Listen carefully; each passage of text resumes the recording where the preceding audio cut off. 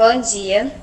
Iremos apresentar o nosso seminário sobre controle neuroendócrino da saciedade. Professor Dr. Marinaldo Pacífico Neto, Cavalcante Neto. Os componentes são Andresa Bruce, Reginaldo Ribeiro, Stephen Valente, Nibiane Machado e Raul Andrade. Previamente, a gente, ainda no século XX, os cientistas eles começaram eles viram a existência de um componente muito importante, de uma estrutura fundamental do controle da saciedade e da fome, que é o hipotálamo. E nisso, eles começaram a fazer várias experiências com ratos, a fim de tentar entender essa estrutura.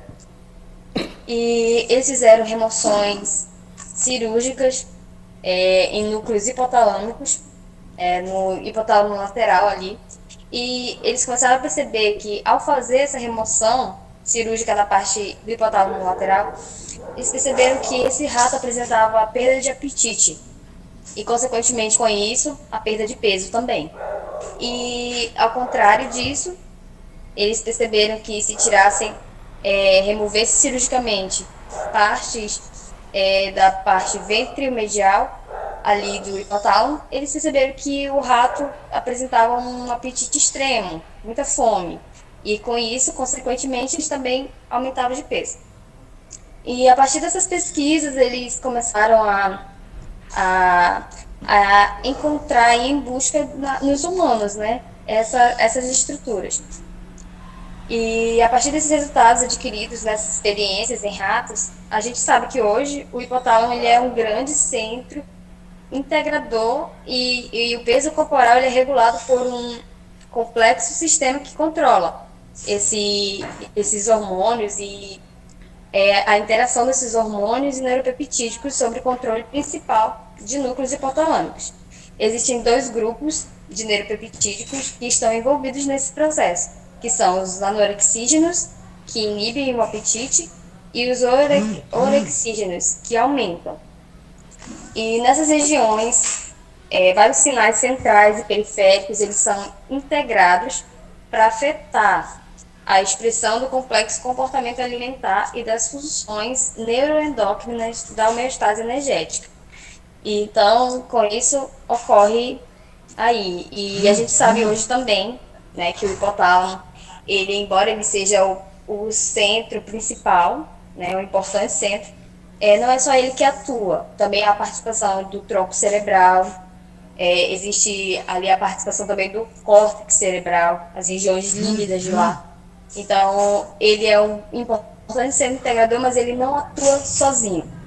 E aí existem substâncias também que a gente vai descobrindo ao longo do nosso slide que a gente vai apresentar, que atuam nesse sistema. Também tem o círculo circadiano, né, que ele vai interferir também na produção de hormônios, que tem papel na nossa alimentação, porque a gente, de certa forma, tem um costume de usar, um costume de se alimentarmos em determinados horários. Então, o nosso organismo, ele se acostuma a isso, ele se acostuma no horário. E o ciclo circadiano ele interfere nisso, que vai produzir um pico de hormônios maior em determinados horários do dia. Agora eu vou passar a fala para minha amiga Nibiane. Olá, bom dia. Eu me chamo Nibiane Machado Rodrigues e vou dar continuidade à apresentação do nosso seminário. Como já foi falado anteriormente, né, uma breve introdução sobre o hipotálamo, eu vou dar continuidade aqui falando sobre o hipotálamo. Primeiro, o que é o hipotálamo? O hipotálamo é na região que fica situada na região do diencéfalo, localizada abaixo do tálamo e acima da hipófise, né? Ele é um órgão muito importante na integração nutricional. Então, como o hipotálamo, ele é na homeostase energética. Primeiro, o cérebro ele interpreta e integra sinais neurais e hormonais para promover uma resposta reguladora coordenada da homeostase energética. Então, São sinais que são enviados para ele. E esses sinais, eles são muito importantes para o sistema regulatório da homeostase, onde, primeiramente, nós temos os sinais a curto prazo, como foi citado anteriormente. E o que seriam esses sinais a curto prazo? Esses sinais a curto prazo são aqueles que indicam a ingestão do alimento. Ou seja, no partir do momento quando você está se alimentando, está ingerindo um alimento, há os sinais desses a curto prazo. Sendo que essa função ela é coordenada principalmente pelo eixo intestino-cérebro. E o que seria esse tal eixo intestino-cérebro? Então, esse tal eixo intestino-cérebro, ele existe, na verdade, para fornecer, transmitir informações vindas do trato gastrointestinal para o hipotálamo e o tronco cerebral. E isso é feito através de hormônios e o nervo vago, através de hormônios intestinais, né? E o nervo vago.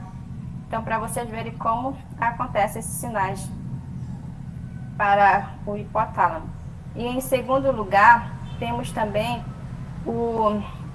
a regulação dos estoques de energia, que é aquele que é feito ao longo prazo, que também é feita principalmente pelo eixo intestino-cérebro, como eu já citei antes.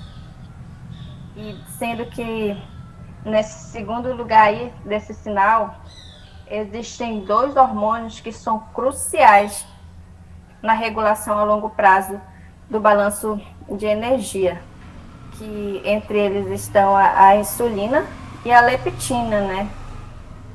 Que ambas, as duas, elas são liberadas proporcionalmente à gordura corporal, ou seja, no tecido adiposo.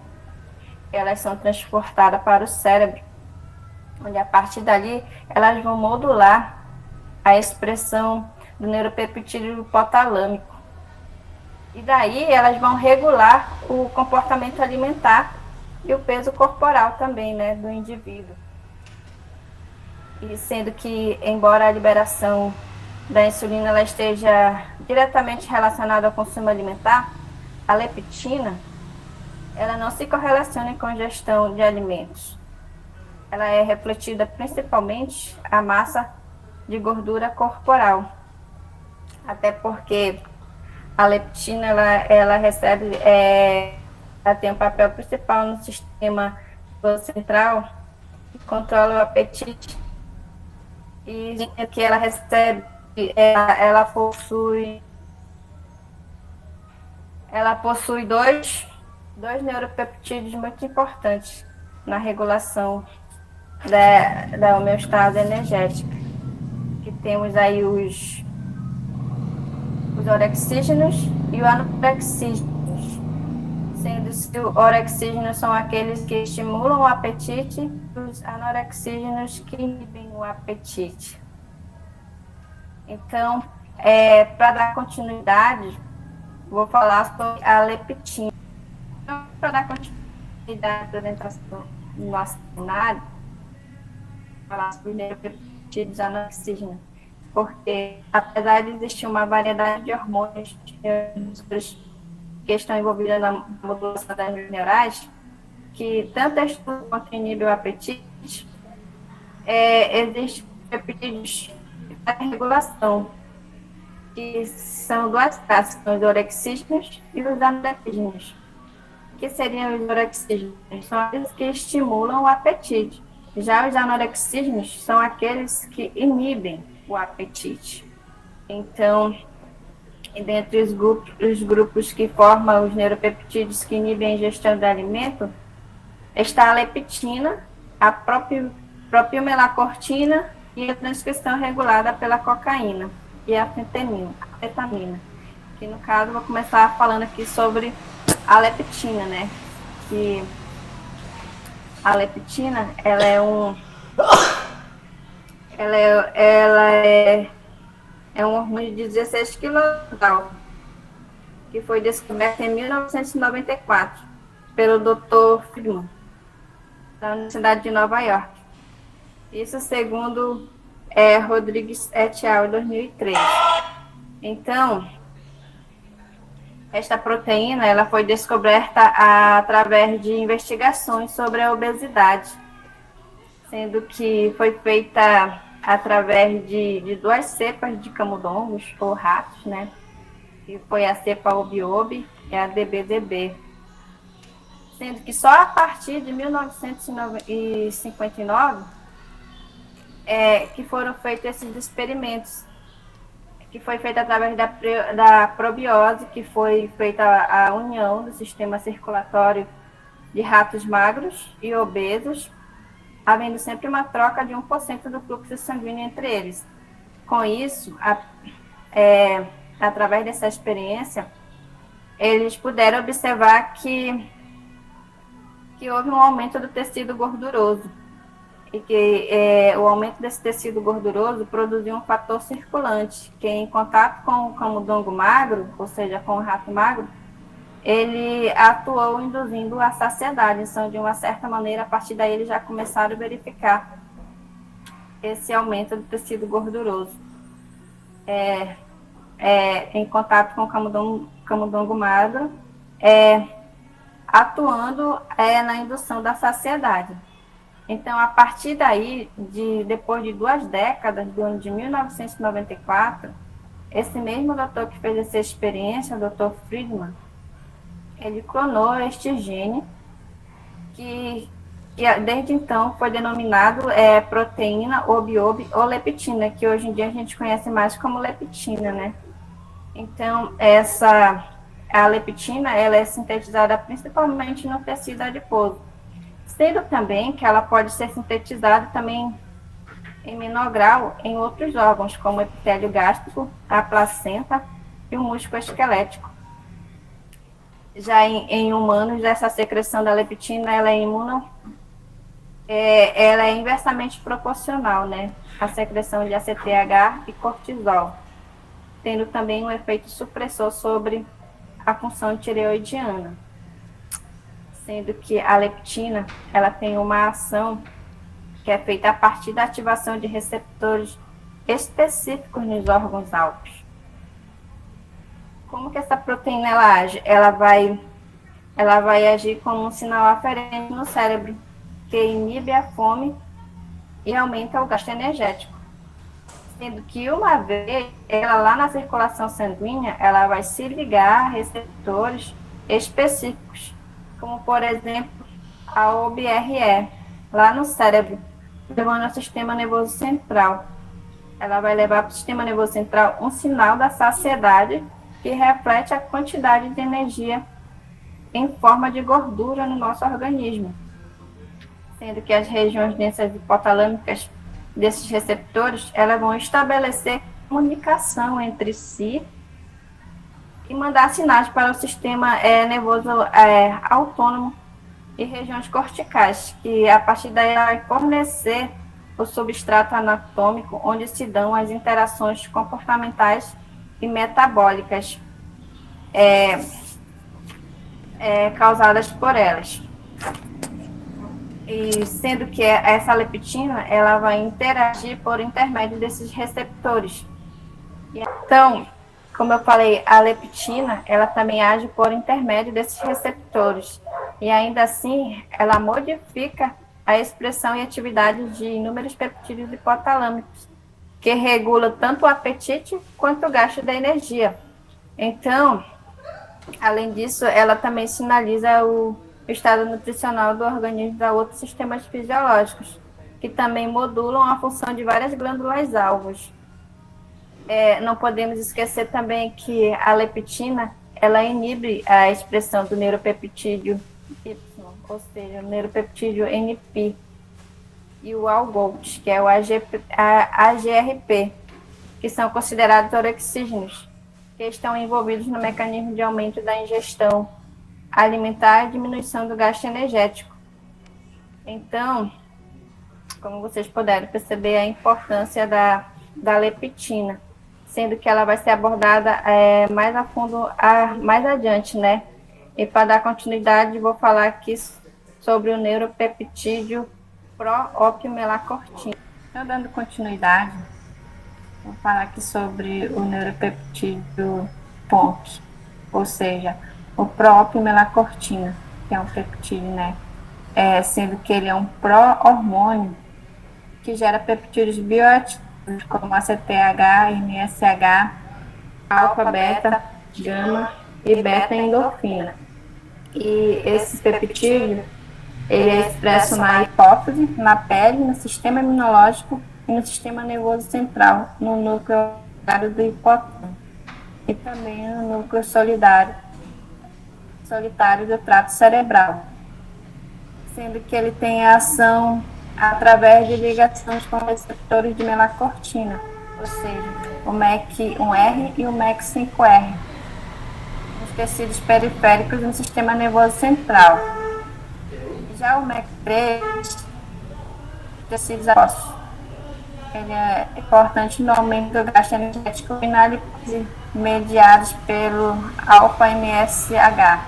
E o MEC4, ele é encontrado no hipotálamo e é ativado pelo alfa-MSH, reduzindo a ingestão alimentar. Então, como vai ser falado mais adiante sobre esses peptídeos, também um dos papéis da leptina no sistema nervoso central, um dos papéis principais é ativar os neurônios do núcleo arqueado do hipotálamo, que expressam esse neuropeptídeo, a ponto, que é o pró-opimelacortina, né? Então, a leptina ela vai ativar os neurônios do hipotálamo arqueado, que vão expressar esse neuropeptídeo. Então, esse peptídeo, eles são derivados através da ligação dos receptores com a melacortina. E, como eu o R e a MEC5R, os quais pertencem ao grupo dos receptores ligados à proteína G, com alças membranas que vão estimular a adeninase. Então, eles se encontram amplamente distribuídos em tecidos periféricos, lá no sistema nervoso central. E essa MEC4R, ela representa uma desordem genética mais comum presente na obesidade humana de início precoce. Por isso que ela é muito importante, porque ela é detectada geralmente na obesidade precoce, ou seja, no início da obesidade, né? Por isso, esse neuropeptídeo também ele tem sua importância. Então, dando continuidade, eu vou falar sobre o outro neuropeptídeo anorexismos, que é o CART. Como eu falei aqui, vamos falar do neuropeptídeo CART, ou seja, transcritos regulados por anfetamina e cocaína. Então, ele foi descoberto no ano de 1995 e tem um papel em alguns processos fisiológicos, incluindo a homeostase do processo corporal e o balanço energético, sendo que ele é sintetizado também como uma molécula grande, que são distribuídas no sistema nervoso central. Além disso, elas são encontradas também em alto nível no núcleo arqueado e núcleo paraventricular. Ele é um fator de saciedade associado a ações de dois importantes reguladores de apetite, que é a leptina e o NP. Como eu falei, ele é expresso no núcleo arqueado do hipotálamo, nas mesmas células que expressam a PONC, né?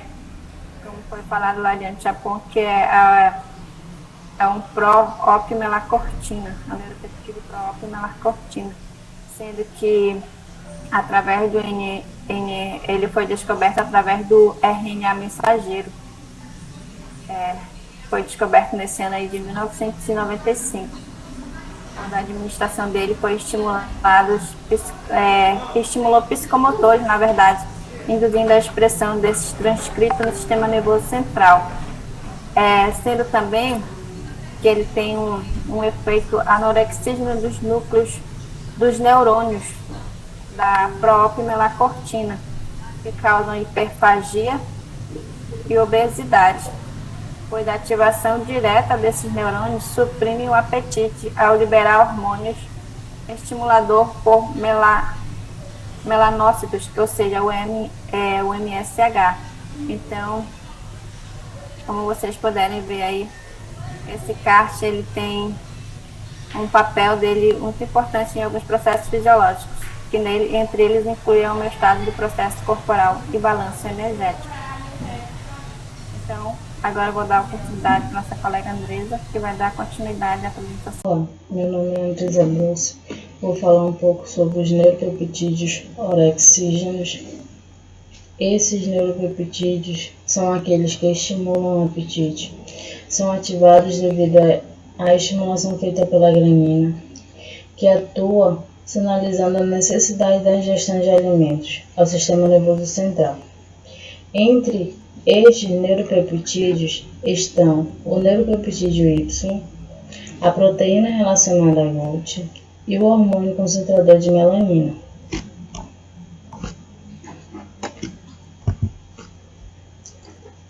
O neuropeptídeo Y, o NPY, é um dos mais abundantes neuropeptídeos encontrados nos cérebros de mamíferos, sendo localizados em áreas distintas.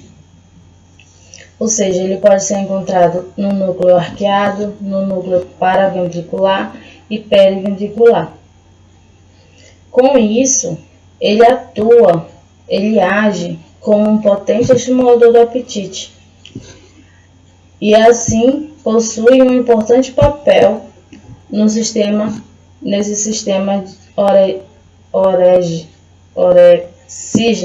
orexígenos, onde ele aumenta a ingestão alimentar, diminui o gasto energético e aumenta a lipogênese.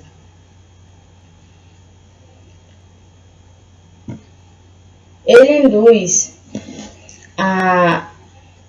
ao aumento do apetite, a queda da temperatura corporal, a alta resistência da insulina, a diminuição do gasto energético, sendo também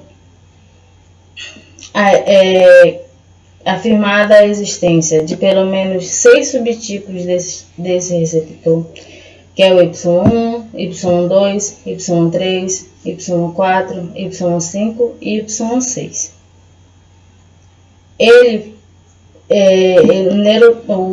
O neuropeptídeo Y, ele pode também alterar o metabolismo de carboidratos e lipídios. Dentre essas classes, esses subtipos desse receptor estão o receptor Y1 e Y5, onde eles são envolvidos no controle do apetite. Eles têm o papel predominante de antagonistas, ou seja, eles controlam a alimentação. Eles têm o papel na sinalização para a regulação de várias funções comportamentais e fisiológicas. A expressão desses receptores ela é regulada pela atividade dos neurônios e por hormônios periféricos. Já no hipotálamo, a expressão é modulada pelas mudanças no balanço energético, devido às condições do indivíduo, que é o jejum, gravidez e a baixa ingestão de alimentos e obesidade. A proteína relacionada a GALT, ela é encontrada no núcleo arqueado. Ela recebe esse nome devido às suas semelhanças com a GALT, que é uma proteína produzida na pele. As semelhanças estão tanto estrutural quanto funcional. Ela funciona como antagonistas do MC3R e MC4R, que ela é um componente no processo metabólico que regula a alimentação e peso corporal. Como ela funciona como antagonista desses receptores, ela antagoniza os efeitos anorexígenos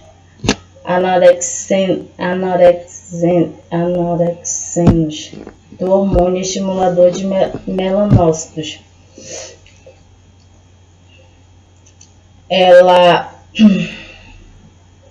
A proteína relacionada a GALT, se ela tiver uma alta ingestão, uma alta injeção, ela pode estimular a ingestão alimentar. Esse peptídeo ele encontra-se mais elevado nos períodos de jejum e nos indivíduos obesos. Ele tem a ação de bloquear a leptina porque a leptina ela atua como ela tem o efeito de atuar para a falta de apetite, fazendo com que o indivíduo não tenha vontade de se alimentar. Aí essa proteína ela funciona como uma bloqueadora, ou seja, ela estimula a ingestão alimentar. Sendo assim, a apresentação prolongada, ela apresenta a ação prolongada diferentemente dos neuropeptídeos Y. Sendo assim, o seu potencial terapêutico funciona mais precisamente nos quadros de anorexia e emagrecimento.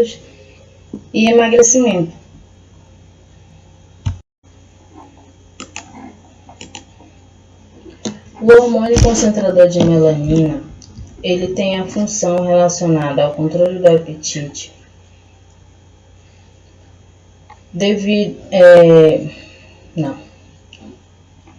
Hormônio concentrador de melanina é um peptídeo cíclico. Este hormônio ele foi descoberto em áreas do cérebro dos mamíferos e então foi relacionado ao controle do apetite. Ele está localizado no hipotálamo lateral, sendo os neurônios produtores de MCH no hipotálamo lateral, eles sinalizam aos centros do olfato e outras áreas do córtex cerebral estímulos para a alimentação. Porém, eles podem ser inibidos pelos neurônios produtores de MSH, mas eles são novamente estimulados pelos neurônios dos neuropeptídeos Y e pela proteína relacionada a GALT. A redução da expressão do MCH pode ser induzida pela leptina, podendo contribuir na redução da alimentação dos indivíduos. Sendo assim, o efeito estimulatório do MCH na ingestão alimentar ela é bloqueada pelos inibidores do apetite. Esses inibidores eles podem ser, por exemplo, a leptina, a alfa-MSH. Nos seres humanos, o RNA mensageiro do MCH ele é encontrado no timo, no tecido adiposo e no duodeno e testículos.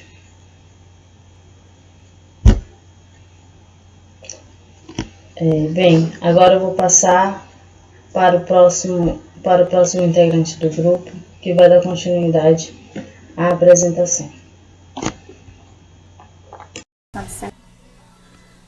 Olá, bom dia. O meu nome é Edinaldo Ribeiro e eu vou falar sobre os peptídeos gastrointestinais. Bom, os colegas passados falaram sobre os peptídeos que atuam sobre o sistema nervoso central. E agora eu vou falar sobre aqueles peptídeos que são liberados pelo sistema gastrointestinais, são os peptídeos gastrointestinais. Além dos peptídeos do sistema nervoso central que atuam na regulação do apetite, também existem sinais periféricos que têm como função a regulação da homeostase energética da ingestão alimentar, inibindo ou estimulando o apetite. Aqui nos peptídeos gastrointestinais vão ter peptídeos, tanto os peptídeos orexígenos como peptídeos anorexígenos. Então, peptídeos que ou eles aumentam a fome ou eles inibem a fome, o apetite. Bom, nós temos três aqui. Vamos ter a grelina, que é um orexígeno, a colecistocinina, que é o CCK, que é um anorexígeno, e o PPY336, que também é um anorexígeno. Agora vamos falar sobre a grelina. Bom, a grelina ela é um peptídeo orexígeno, então quer dizer que ela estimula a fome, a vontade de comer. Aí o sufixo GRE aí, ó, significa Grow Hormone Release, que significa estimulador do hormônio de crescimento, alguma coisa assim. Ela foi identificada em 1999 no estômago de um rato por Kojima e a sua equipe. E aí, como nós podemos perceber, ela é um peptídeo muito novo, aí tem só aí 22 anos de idade que ela foi descoberta. Ela foi descoberta no estômago do rato, ó, porque ela é um hormônio secretado pela mucosa do estômago após uma refeição. Então, após a refeição, um período pós-prandial, com o enchimento gástrico, esse peptídeo ele é secretado. Com a secreção desse peptídeo, ela ajuda na síntese de ácido gástrico, que vai ajudar aí a digestão. A grelina também ela atua aí, ó, na síntese de GH, que é o hormônio do crescimento. Então ela vai estimular o aumento da síntese de GH. Essa é a principal função atrelada à grelina. Ela é uma das suas principais funções, se não a sua principal. Ela também atua aí no aumento da fome, que é porque ela está aqui no nosso slide, porque ela tem esse papel aí de aumento do apetite. E também ela está atrelada aí a uma diminuição do metabolismo. A grelina, além de ela ser secretada pelo estômago, ela também é secretada pelos rins e pelo testículo e um pouquinho na hipófise, mas são quantidades bem pequenas. A maior quantidade mesmo é sintetizada no estômago. Agora nós vamos falar sobre o CCK. Dando continuidade, vamos agora falar sobre o CCK, que é a colecistocinina. Bom, a colecistocinina ela é um peptídeo intestinal que foi descoberto na década de 1970. Ela é secretada por células enteroendócrinas, as células 1, na presença de lipídios e proteínas. Então quer dizer que na presença de carboidrato, esse peptídeo ele não é regulado em grande quantidade. É regulado sim, mas em pouquíssima quantidade. A maior quantidade mesmo é liberada na presença de lipídios e proteína. Olha só, ela atua no controle da saciedade direta e indiretamente. Lembrando que a CCK, a colecistocinina, ela é um peptídeo anorexígeno, então ela vai atuar na inibição da fome. Olha só, ela atua direta e indiretamente. O mecanismo de ação da forma que ela atua diretamente é o seguinte, olha só. A CCK ela ativa neurônios PONC no núcleo trato solitário. A minha colega Nibiane ela falou sobre esse peptídeo PONC na parte dela. E o PONC, como vocês já viram, é um neuropeptídeo que ele atua. Ele é um anorexígeno, então ele vai atuar na inibição da fome. Então a CCK ela ativa diretamente esse peptídeo que atua na inibição da fome. Então olha o que acontece.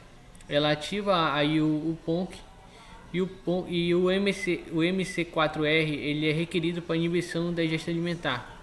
Olha só, o PONC ele vai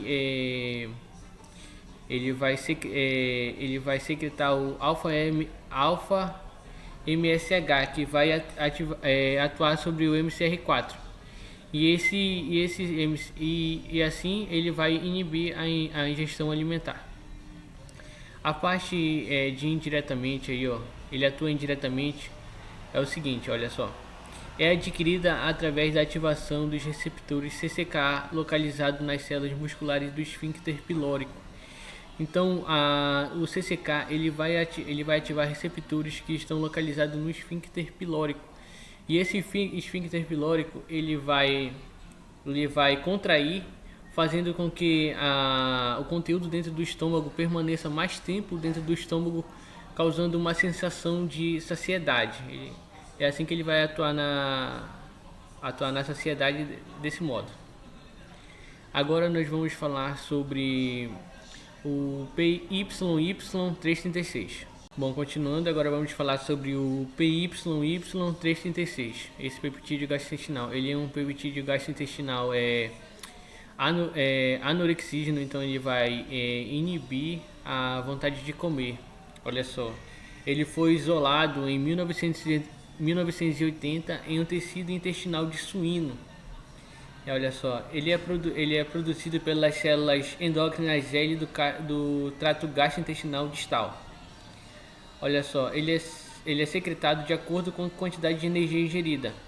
Então, de acordo com a quantidade de alimento que a pessoa come, esse peptídeo ele é secretado. Então, quer dizer que quanto mais a pessoa come, mais ela vai sentir a sensação de saciedade, porque esse peptídeo ele vai estar sendo liberado de acordo com a quantidade que a pessoa come. Olha só, ele inibe o apetite através da habilidade de reduzir a secreção de NPI no núcleo arqueado.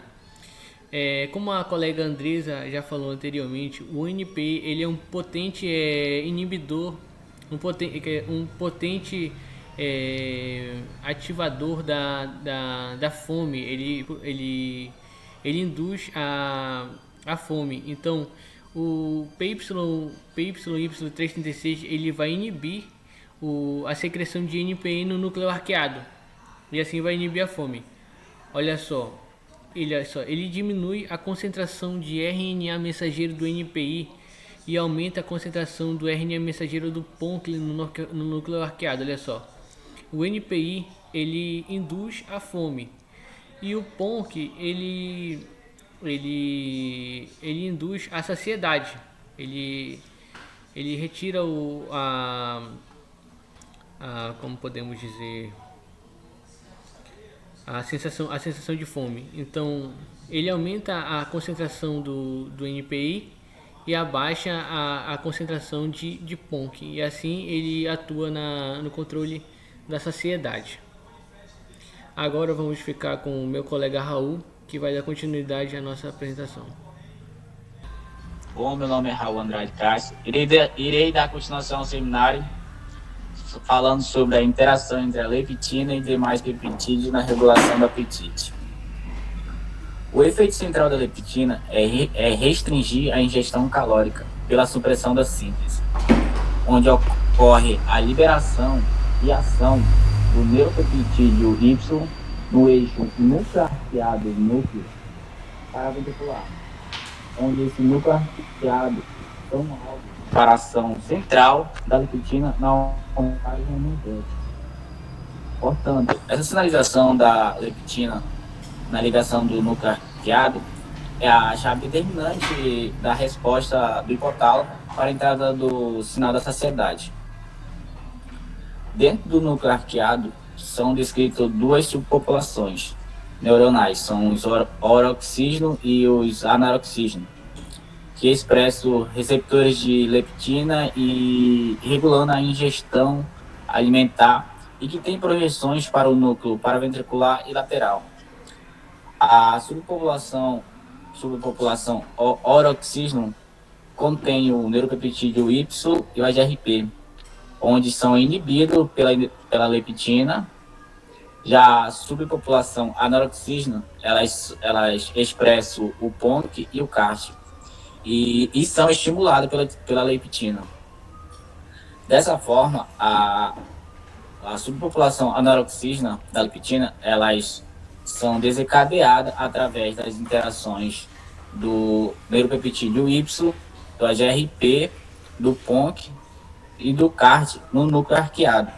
E as suas subsequentes influenciam nos neurônios alvos de regiões do cérebro envolvidos com a regulação da ingestão alimentar.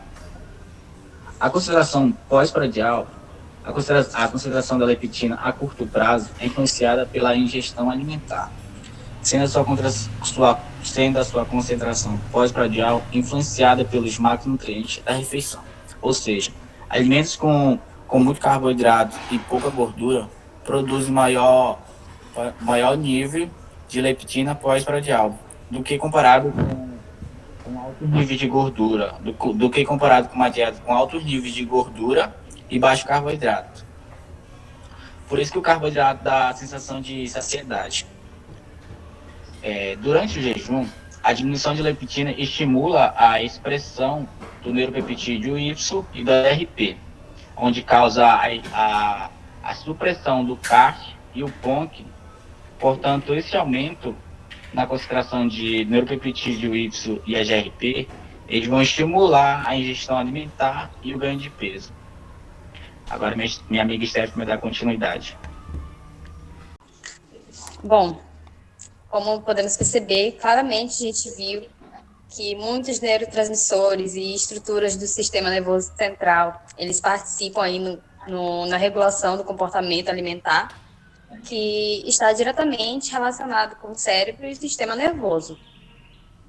E essa interação entre os aspectos neurais, fisiológicos, endócrinos e comportamentais no processo da regulação da fome e da saciedade, eles também estão relacionados aí com o comportamento alimentar. E, a partir disso, a gente pode concluir que vários mecanismos homeostáticos, eles estão envolvidos aí no controle desse equilíbrio energético. E mesmo com todo o avanço científico, mesmo com todo o conhecimento que hoje a gente já tem, ainda existe muita coisa a ser descoberta ainda sobre esses sistemas neurais. Precisa muita coisa ser esclarecida em relação a esse mecanismo da regulação do consumo de alimentos. E vale ressaltar também um importante fator, é que a obesidade ela vem se tornando uma coisa bem frequente, cada vez mais frequente, e é um grande problema.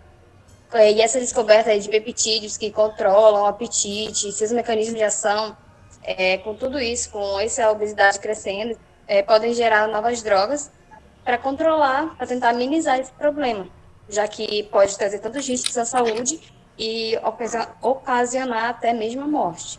Então, esse foi o nosso trabalho. Espero que tenha dado para entender. E muito obrigada pela atenção. E esse foi o nosso trabalho. E essas são as nossas referências aqui, de onde a gente tirou, estudou. E obrigada pela atenção.